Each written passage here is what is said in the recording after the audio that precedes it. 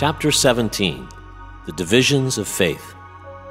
Arjuna said, O Krishna, what is the situation of one who does not follow the principles of Scripture, but worships according to his own imagination?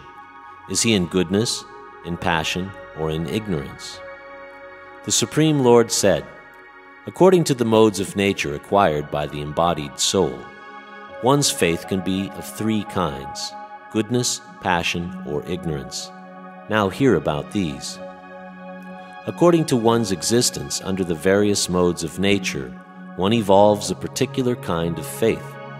The living being is said to be of a particular faith according to the modes he has acquired. Men in the mode of goodness worship the demigods. Those in the mode of passion worship the demons. And those in the mode of ignorance worship ghosts and spirits.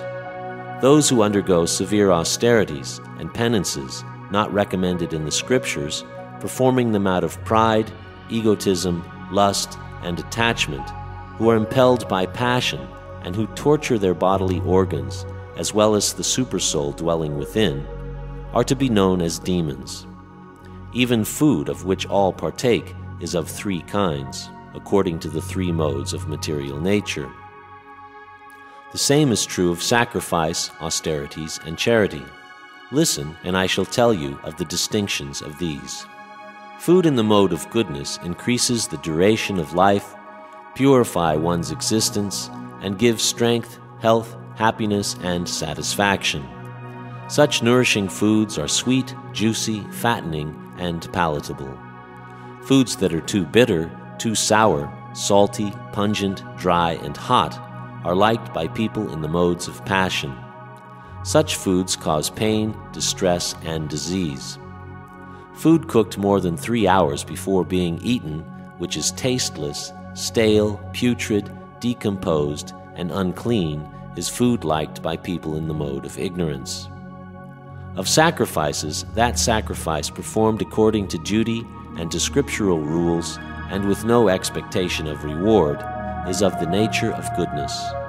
But that sacrifice performed for some material end or benefit or performed ostentatiously out of pride is of the nature of passion, O chief of the Bharatas. And that sacrifice performed in defiance of scriptural injunctions, in which no spiritual food is distributed, no hymns are chanted, and no remunerations are made to the priests, and which is faithless, that sacrifice is of the nature of ignorance. The austerity of the body consists in this: worship of the Supreme Lord, the Brahmanas, the spiritual master, and superiors like the father and mother. Cleanliness, simplicity, celibacy, and non-violence are also austerities of the body. Austerity of speech consists in speaking truthfully and beneficially and avoiding speech that offends. One should also recite the Vedas regularly. And serenity, simplicity, gravity, self-control, and purity of thought are the austerities of the mind.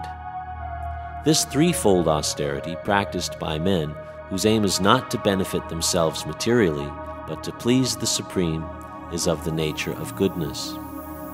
Those ostentatious penances and austerities which are performed in order to gain respect, honor, and reverence are said to be in the mode of passion. They are neither stable nor permanent. And those penances and austerities which are performed foolishly by means of obstinate self-torture or to destroy or injure others are said to be in the mode of ignorance. That gift which is given out of duty, at the proper time and place, to a worthy person and without expectation of return, is considered to be charity in the mode of goodness. But charity performed with the expectation of some return, or with a desire for fruit of results, or in a grudging mood, is said to be charity in the mode of passion. And charity performed at an improper place and time, and given to unworthy persons, without respect, and with contempt, is charity in the mode of ignorance. From the beginning of creation, the three syllables Om Tat Sat have been used to indicate the supreme absolute truth, Brahman. They were uttered by Brahmanas while chanting Vedic hymns and during sacrifices for the satisfaction of the Supreme. Thus the transcendentalists undertake sacrifices, charities, and penances, beginning always with Om, to attain the Supreme. One should perform sacrifice, penance, and charity with the word Tat. The purpose of such transcendental activities is to get free from the material entanglement. The absolute truth is the objective of devotional service, and it is indicated by the word Sat. These works of sacrifice, of penance, and of charity, true to the absolute nature, are performed to please the Supreme Person, O son of Pritha. But sacrifices, austerities, and charities performed without faith in the Supreme are non-permanent, O son of Pritha, regardless of whatever rites are performed. They are called asat and are useless both in this life and the next.